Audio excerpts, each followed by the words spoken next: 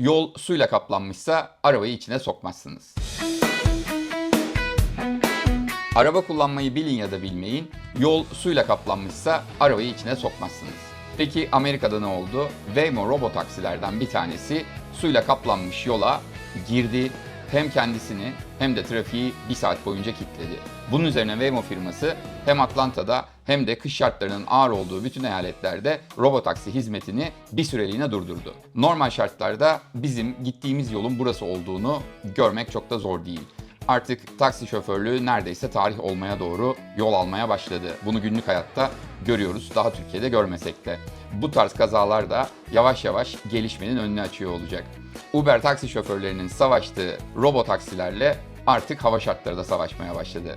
Kimin kazanacağı aşikar olsa da önümüzdeki günlerde tartışmalara devam edeceğiz. Bilgi paylaştıkça çoğalır. Beğenmeyi, takip etmeyi, paylaşmayı unutmayın.